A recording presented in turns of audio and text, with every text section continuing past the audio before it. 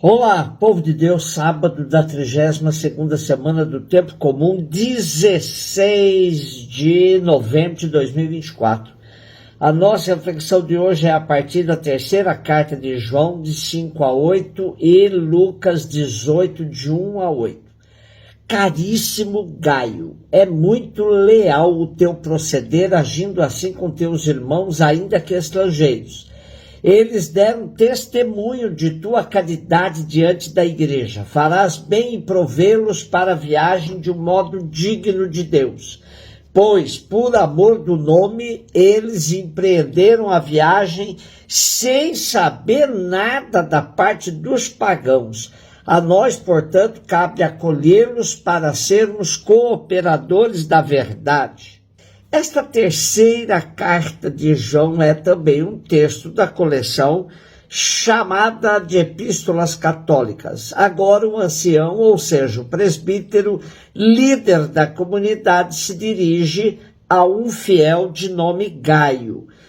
Temas como caridade e hospitalidade, sem olhar a procedência de quem necessita, são caros às primeiras comunidades.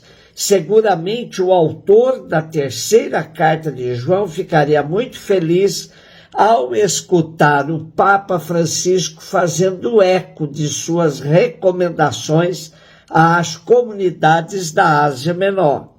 Em sua encíclica Fratelli Tutti, Francisco diz: a partir da intimidade de cada coração, o amor cria vínculos e amplia a existência quando arranca a pessoa de si mesma para o outro.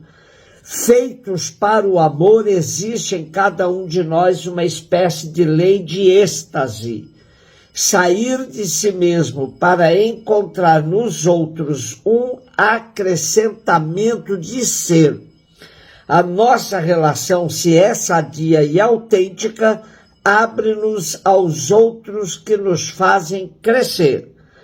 O amor autêntico que ajuda a crescer e as formas mais nobres de amizade habitam em corações que se deixam completar.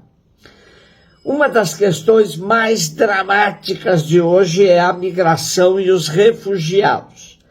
A chegada de estrangeiros ao Brasil cresceu mais de 10% nos primeiros 8 meses de 2024, em comparação com o mesmo período de 2023. O Ministério da Justiça e Segurança Pública concedeu mais de 11 mil vistos de acolhida de migrantes de 2023 até julho de 2024.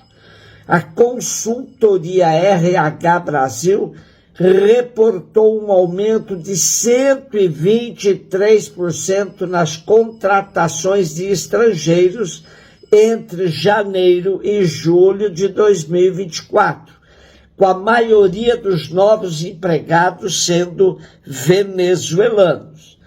O número de pedidos de naturalização tem aumentado, com 3.737 pedidos concedidos, 2.549 negados em 2024.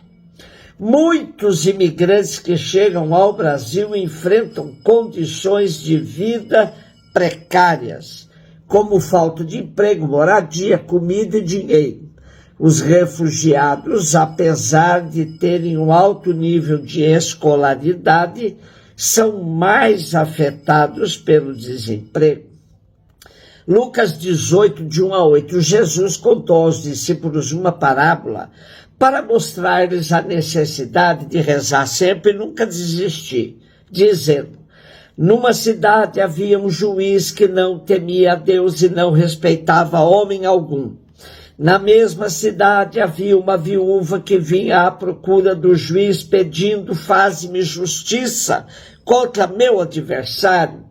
Durante muito tempo o juiz se recusou. Por fim ele pensou: eu não temo a Deus e não respeito homem algum.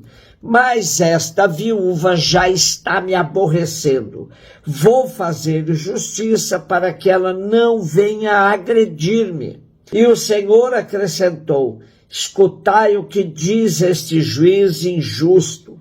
E Deus não fará justiça aos seus escolhidos, que dia e noite gritam por ele? Será que vai fazê-los esperar?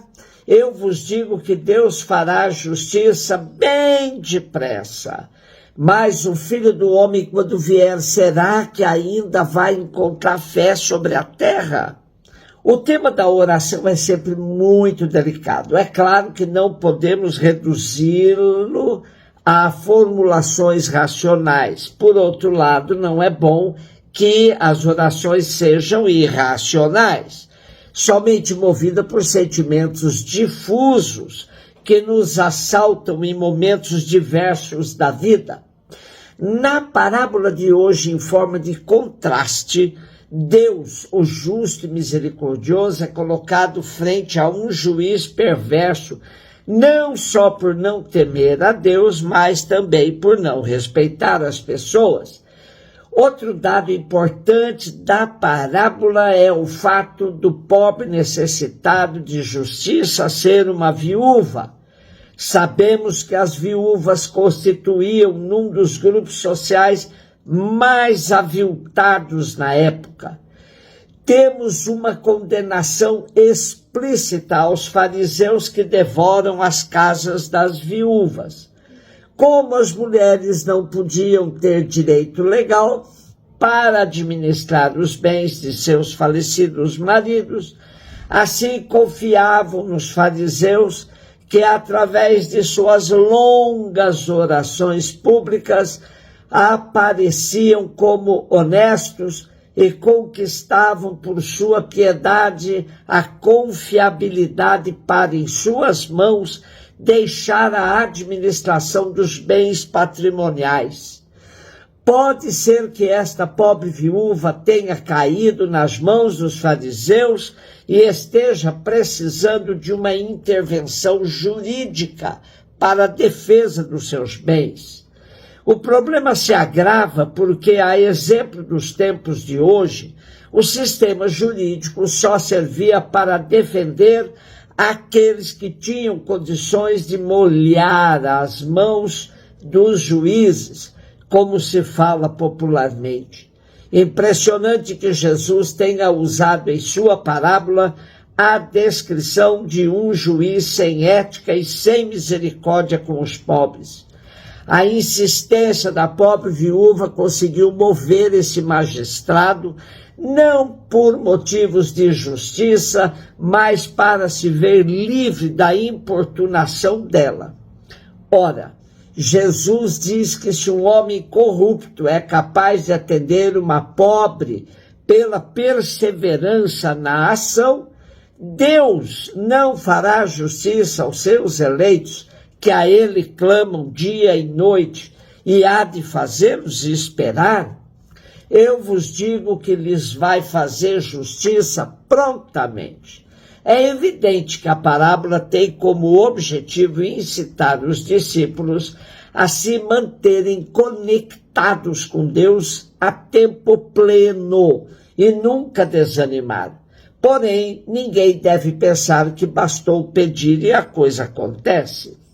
Conheço inúmeras pessoas que sofrem por não verem seus pedidos realizados. O pior é quando aparece uma pessoa piedosa e tenta explicar a não realização do pedido com a frase de efeito: ah, você não soube pedir, ou ainda não era o momento de Deus atender sua reivindicação. Inúmeras práticas de oração passam a impressão de que quem as faz tem a intenção de mudar o comportamento ou sentimento de Deus. Precisamos aprender a orar para mudarmos a nós mesmos. Quem precisa de conversão somos nós e não Deus. Orar costuma fazer bem, mas quando se reza, para entrarmos em sintonia com Deus, discernindo sua vontade a nosso respeito e sempre na gratuidade da relação. Por fim, temos uma interrogação extremamente importante para entendermos o contexto da comunidade. Diz Jesus: quando o Filho do Homem voltar, encontrará fé sobre a terra? Realmente, a monotonia enervante de ser cristão no dia a dia, fora dos períodos eufóricos da fé, e, sobretudo, sabendo que Jesus não voltaria tão de imediato, levava muitos cristãos a caírem no comodismo ou até a deixarem a comunidade. O tempo para as comunidades no final do primeiro século era crucial, pois percebiam o retardamento da parousia e a necessidade de organizar a comunidade para suportar o cotidiano. Fé, fogo de palha, não se sustenta. Fervorinho provocado por dias intensos de encontros espirituais costumam ter vida curta. É preciso saber viver o dia a dia da fé no feijão com arroz da vida e na perseverança do projeto de Jesus. Como recomenda Paulo aos Romanos, alegrando-nos na esperança, perseverando na tribulação e sendo assíduos na oração. Um beijo no seu coração.